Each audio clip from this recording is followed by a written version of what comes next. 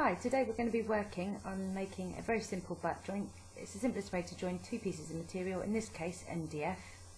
We're going to be reinforcing the joint with a general purpose PVA and two normal wood screws. First of all, line up the two pieces of material, making sure that the outside is nice and flush, and with a pencil mark the inside of the material.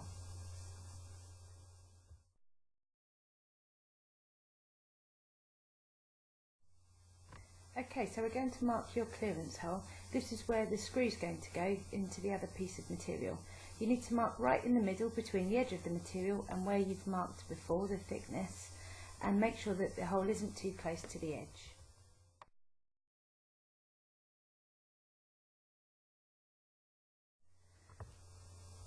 So you've marked out your clearance hole, and we're going to get ready for drilling our clearance hole. There's actually three stages to inserting the screw properly into the butt joint. We've got a clearance hole, pilot hole and countersink. We're going to need all three of these, but actually we're going to start with the clearance hole, then we're going to use the countersink, and then we're going to be drilling our pilot hole. So we just need the clearance hole for now, get rid of the other two.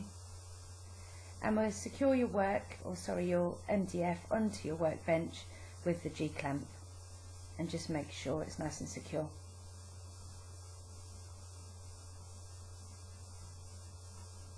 So I'm going to be using an electric drill. Just make sure you've got the correct drill bit. You need the largest piece for the clearance hole. And just open the drill and secure the clearance hole drill bit into the electric drill. Okay, we're going to be drilling, so make sure that you're wearing goggles for this.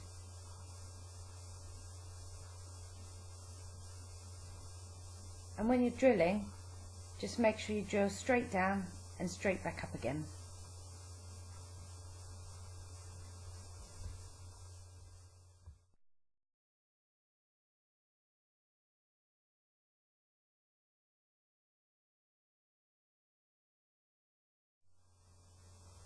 Okay, so you've drilled your clearance hole all the way through your material. You just need to remove the drill bit from the electric drill and replace it with the countersink bit. You will need to expand the jaw to allow for the countersink.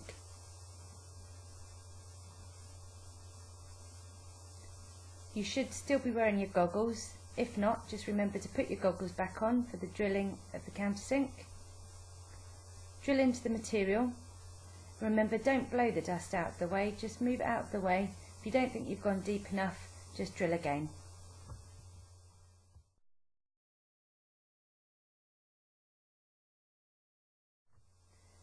Okay, so you can undo your G-clamp, remove the material from the bench, and just make sure that the screw fits through the hole and that your screw head is below the surface of the material.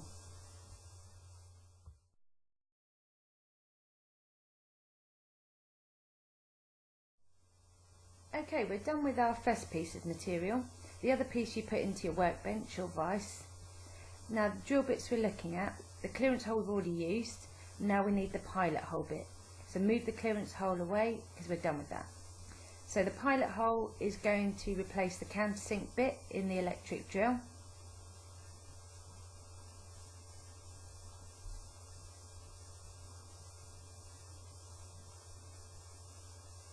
Remember not to use the trigger to tighten this, always do it by hand.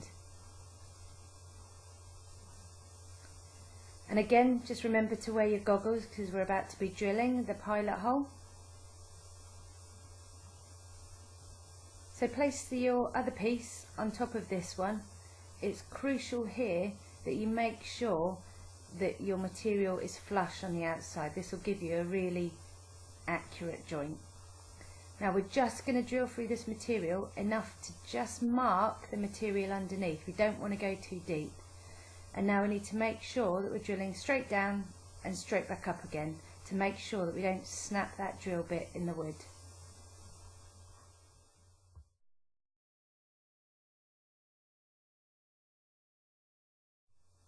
So now we just need to add our PVA glue to the edge of the material, clear any dust out of the way,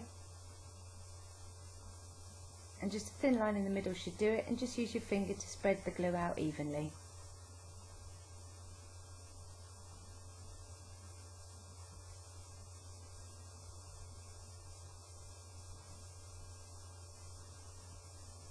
you should be able to just slot the screws into the pilot holes underneath, and this will keep the material secure whilst you screw it in place.